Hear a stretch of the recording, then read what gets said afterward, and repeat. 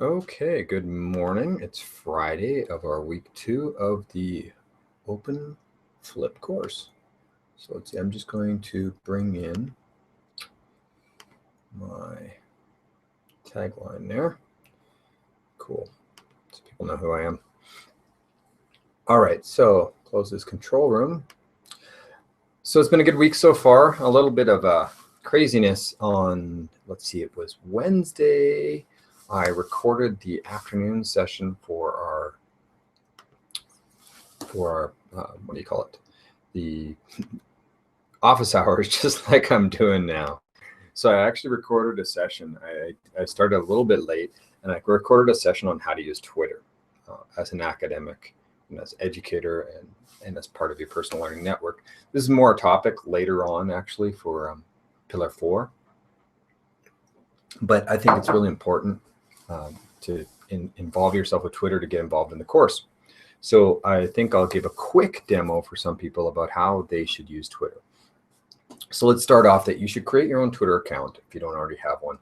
It is possible to have multiple Twitter accounts. I actually do for various reasons, but you need a separate email for each account. So those of you that are tech employees, maybe you want to have a tech Twitter account and attach that to your Atesum MX email. I think I have one like that. Yeah, I do. And then you might want to just create a personal one, and then you could separate what's your personal life and your professional life. I just prefer to have a single persona online. I don't like to separate so much what my professional and personal is in that aspect. There's other things you can do to separate how you publish things on the internet. And be careful about what you do publish. You don't want to always publish, hey, I'm at the beach right now, come rob my house. So given that, I highly recommend that I drink my coffee, and that when you create your Twitter account, create one that's open. Don't create a private one where people can't see what you're posting, because if people can't see what you're posting, then you're not really sharing. And it's hard for other people to share with you. So go ahead and create a Twitter account. So let me open up screen share. Actually, let me just start up Safari. So I have a separate browser up with a separate Twitter account that's not my regular Twitter account. So let me log into Twitter. Okay, good. I think we're there. And then I will screen share here. Let me screen share that Safari browser. That's the one I want, and I'm going to screen share that. Good. So here we are on Twitter. Let me just grab my other browser. I'll be able to grab my password for Twitter. Second. I'm going to log in on an account that I use just basically for testing. And it actually is the account that I have it tied to my email for the Tech de Monterrey. So I don't want to save that. Would you allow to use this Twitter account? Not now. Okay, great. So here I am. It's Kenny Bauer, Ken Tech 21. This is my main interface to Twitter. Okay, what's happening here is on the left, you can see about me or about yourself. I can add an avatar, I can add a background, I can change my profile a little bit so it looks nicer. We'll get to that in a second. Shows how many tweets this user's made, and I can actually click on these things and I can say, okay, Ken Bauer's made these tweets. I haven't made much in a long time. I've retweeted back in June a picture that John Bergman took of me giving my session at FlipCon 14. So there's that and a couple other ones. You can see who I'm following. I can see who I'm following. I can see who's following me.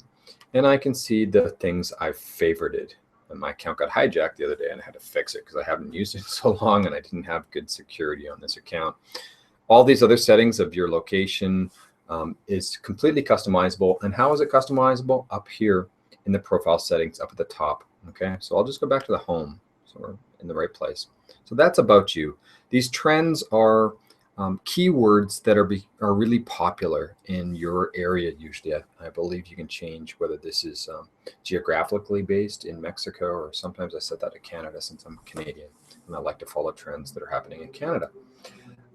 It gives me suggestions of people I might want to follow and a bunch of kind of about stuff about Twitter. The middle thing is, middle panel here is where the action happens. This is where it's showing what people I follow have been posting, whether by themselves, like Fernando posted this. He actually posted this.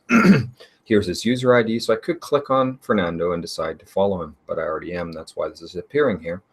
And it shows his username. So I could click his username, find out about him.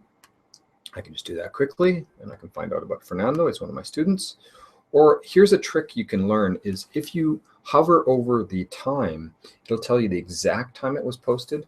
And you could click on that and it'll bring up that actual post as a URL, a full URL of that post. So if you ever want to link to a Twitter post in your blog, what you want to do is just get the URL of that actual post, copy paste that, put it into your blog. You'll notice one of my recent blogs, I was posting Twitter shots of what people were doing.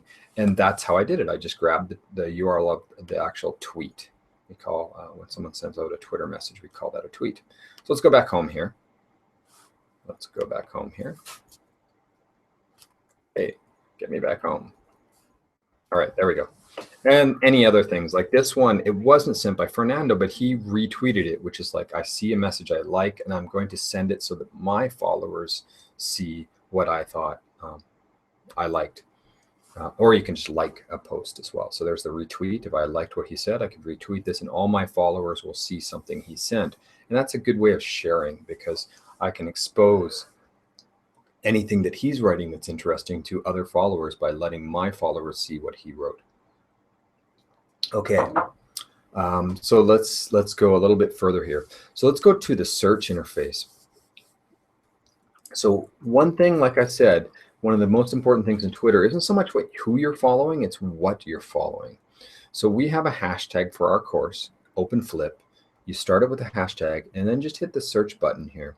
It's giving us some suggestions, but let's not worry about that right now. It's suggesting people. So I'm going to search. And when you get the search, you're going to see everything, in this case, not everything, but it's the top things that are being posted. And I'm not sure how they're measuring top, probably on how many views it's had about this topic. So I can see that I posted, obviously, Sandra, Alejandro, and Andrade, Maricruz. And if you don't want this view of Twitter deciding what's the most important or most popular posts, you can hit this all button.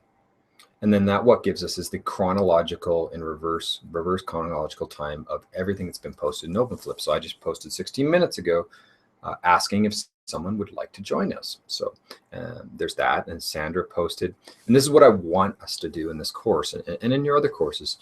So Sandra in Morelia has her WordPress post up about the second pillar. So I'm going to open this up in another tab here. Should load up in a second. Her URL sandytech21wordpress.com. And here's Sandy's blog. I like she's put I think this is the header for her blog, but here's her blog post. And notice she linked directly to the post, not just at the top of her blog. She wants to point out this particular post, and that's why she linked that. And she's writing about Cultura de Aprendizajes Segundo Pilar, which is our assignment this week. She put in an image which is relevant to the theme. I think it's really important to put images, and depending on your blog software, you want to make that the highlighted image, okay, or the featured image.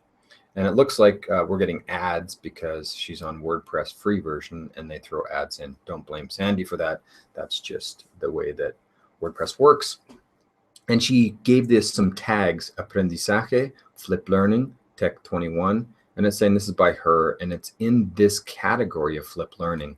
And Sandy actually created a category, Flip Learning, because she writes other blog posts, and that lets me, as a follower of her blog, I can just follow that one category. Maybe in my case, on my blog, I write about teaching technology, but sometimes I throw things about diet and exercise and primal eating and stuff that you might not be interested in. You can just decide to follow a certain category of mine. So that's great. Sandy puts that in. I highly recommend people go read her post and then put a comment there. Okay, that's great. Tell her what you think. Suggest something. Another good thing about Sandy's blog, we can point out here at the top, she's got some buttons that link to her on Twitter, on Facebook, on LinkedIn, and her YouTube. So go ahead and maybe you want to do the same thing and create your own kind of internet profile of you so people can find what you're doing. So that's the main idea here on Twitter. Twitter isn't just about following people, but we could click on Sandra here, and I'm logged in as my Ken Tech 21 account. This probably be noisy for Sandra, but oh well. I don't use this account this much, so don't bother following it. And I'm just going to show you as a demo, I can now follow her. So now that I've followed Sandra, this allows me in my main feed to actually post to her, or not post to her, to see her posts.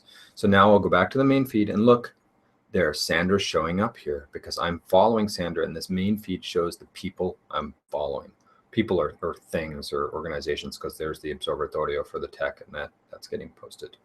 You'll notice there are some advertisements that show up in here. I can't see any right now, but there will be advertisements that show up, and that's how Twitter generates the revenue. So there's that.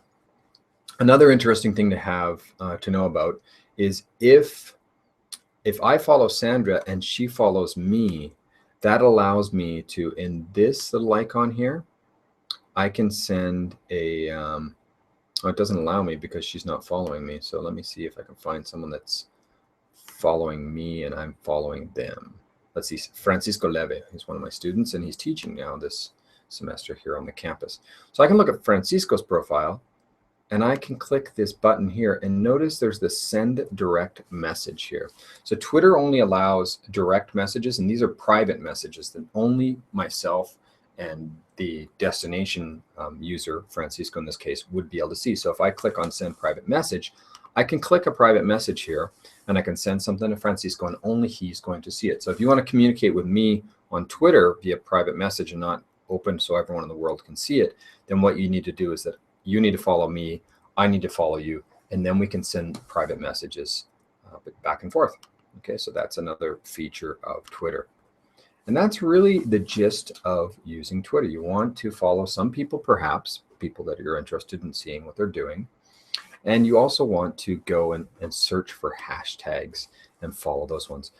In terms of people, I recommend that you follow the OpenFlip, which is our course user, and I'll be posting from that often if there's assignments, or whether we're going to go chat at the moment, or sometimes if someone else posts their assignment, I'll retweet their assignments to try to create more exposure for their assignments, either as myself or as this user. So you might want to follow this user.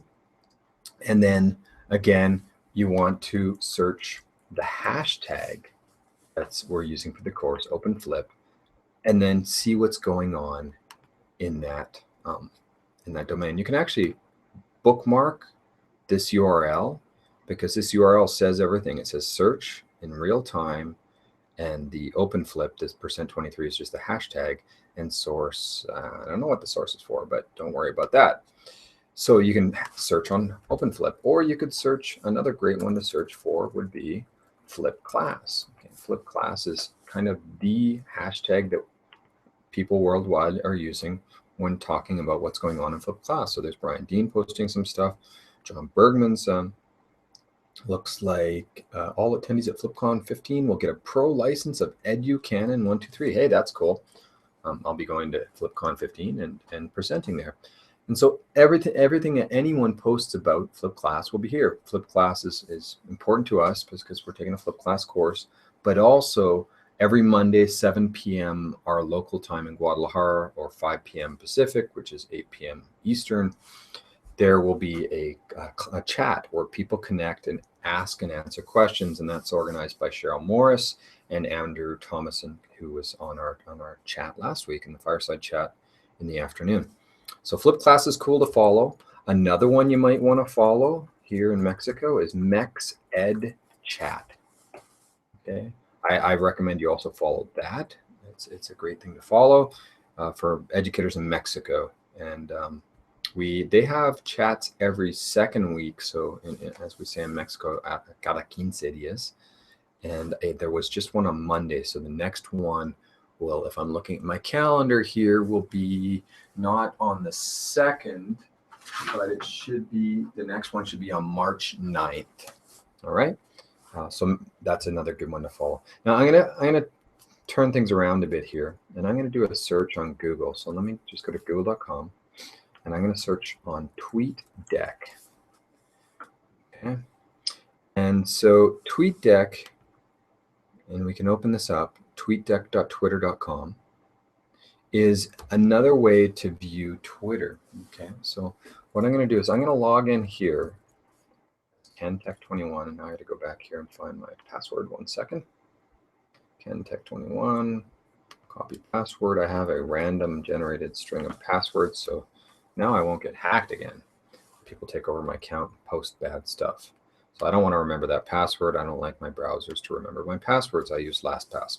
So here's the interface to TweetDeck. And the cool thing is they give you an automatic thing. This is my home, just like that middle panel. This is flip class, so it looks like I already added this. I'm going to remove it for now. This is the default configuration of TweetDeck. Your home, which is that middle panel. Notifications, which I didn't show you. There was a bar up at the top. If someone posts to me, I'll get a notification.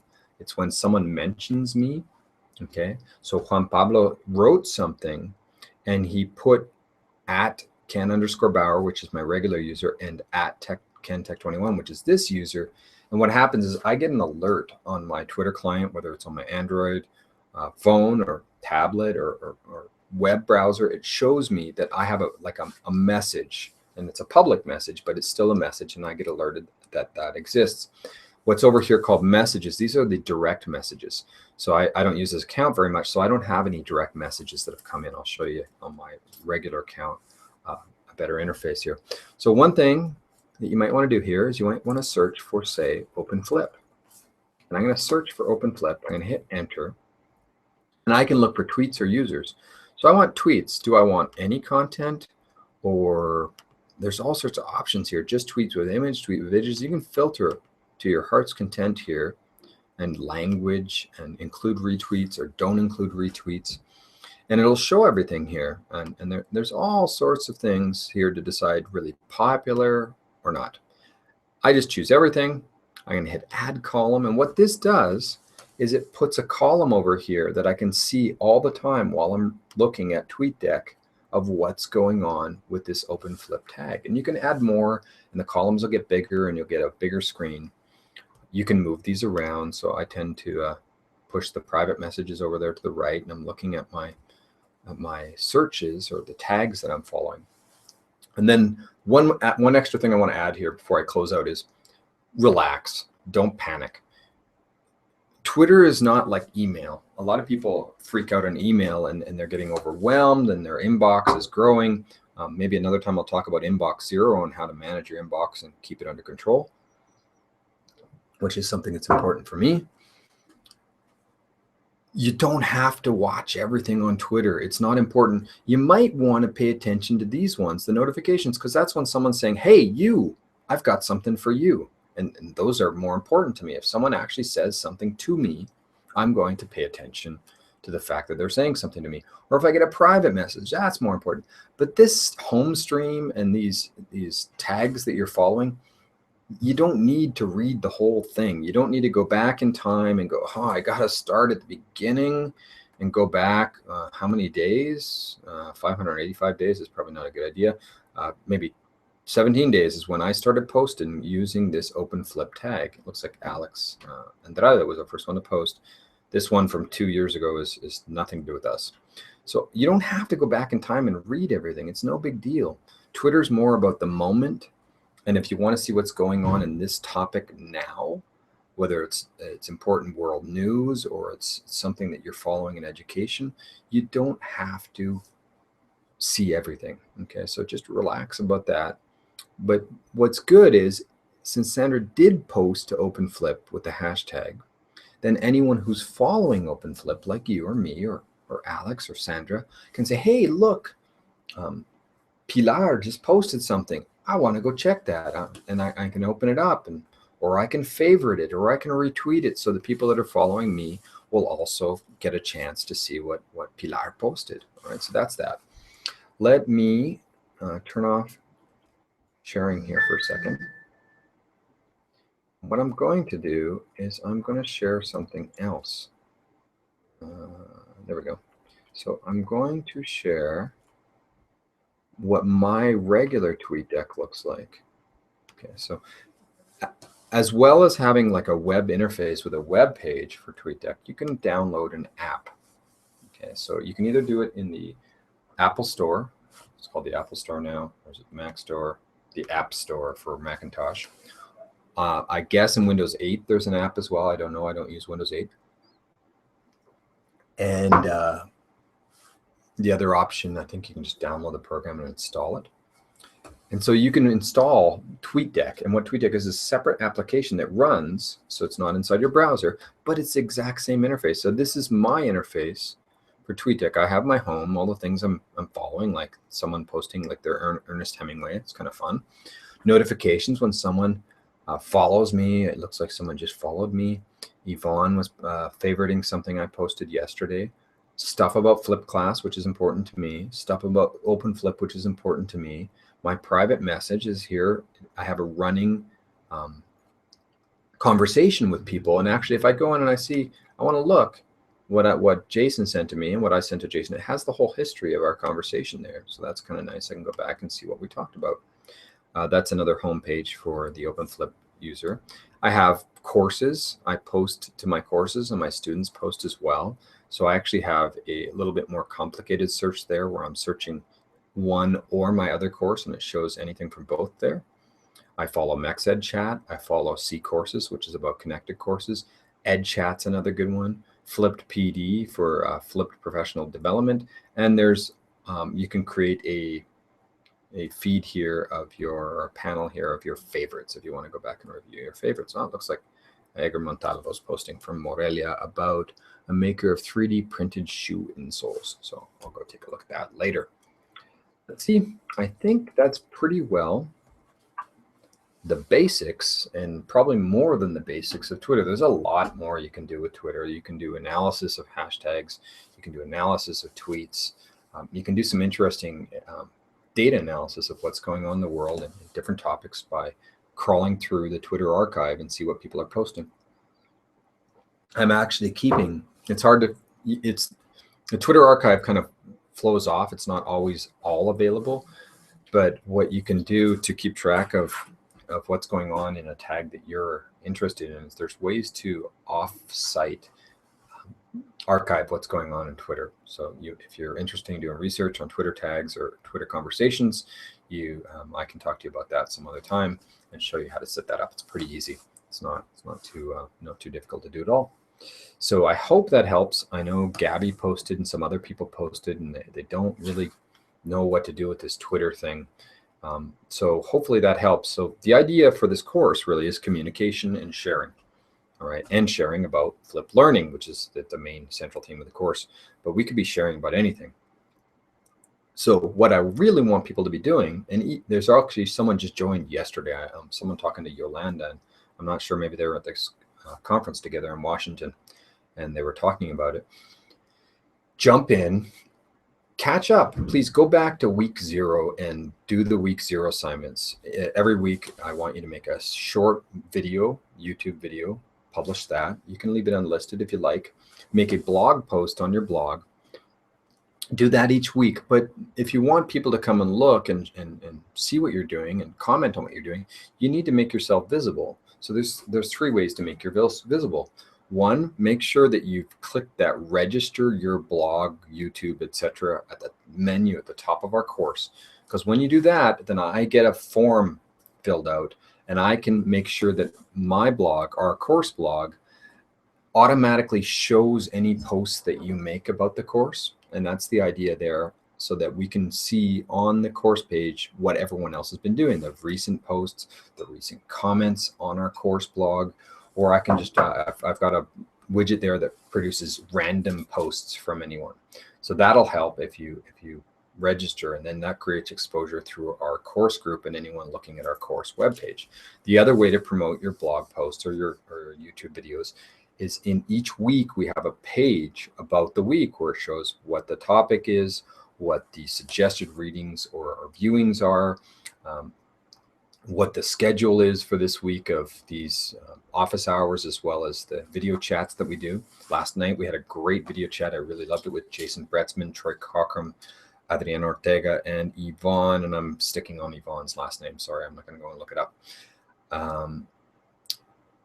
And it was great to have that chat. And the nice thing was Yvonne and Adriana are flip rookies, and they're taking this course and they're learning about this.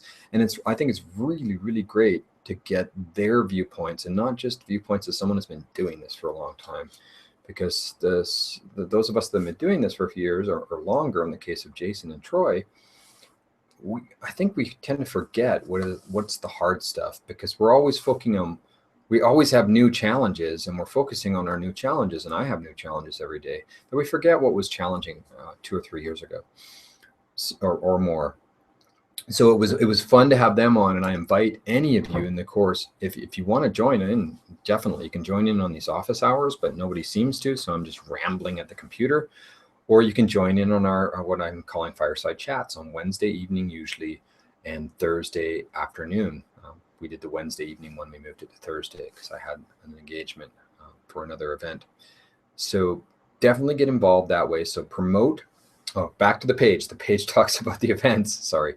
And at the bottom of the page, there's an area for comments. On every one of our units so far, Unit 0, Unit 1, Unit 2, there are comments there already by other people. So you can see what they're doing to promote their blog posts, or just read their comments and comment on their comment, or say thank you, or click on that post they linked or the video they linked and go take a look at that. If it's a YouTube video, please hit that like button and say, hey, I liked your post or your video, or even put a comment on YouTube, and then they can see that there.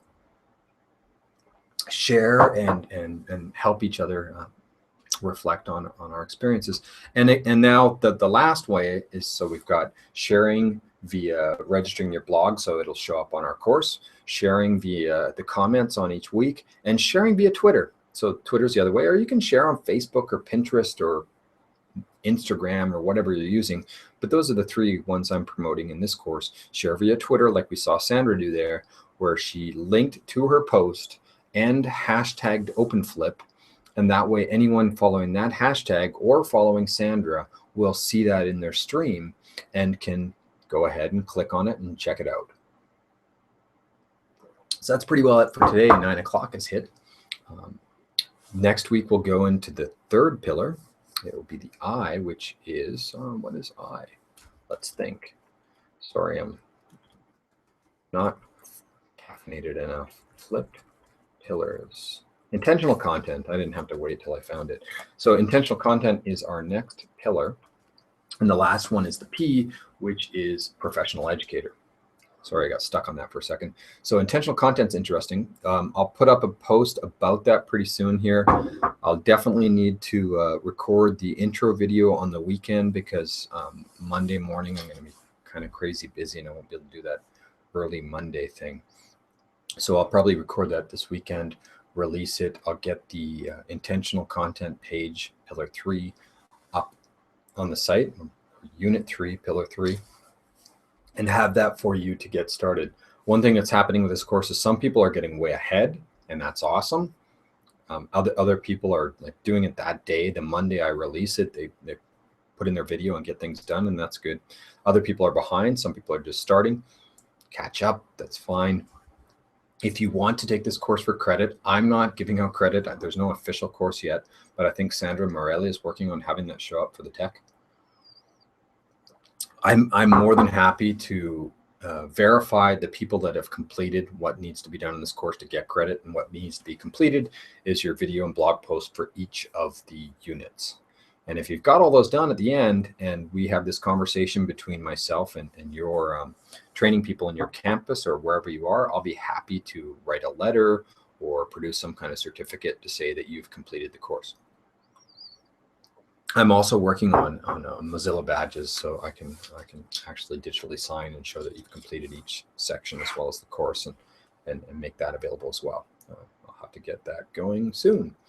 So that's pretty well it for this week. I'm really, really happy with the interaction that's been going on with some people, and others are lagging, but that's fine. Everyone's got things to work on. I know I'm behind on about 4 projects and ahead on maybe 2 or 3. Everything's about priorities. So have an excellent, excellent weekend, and I'll see you all next week, starting on the Monday morning video. I'm gonna work on that camera lag. It's kind of jittering. Maybe I have to install some driver here.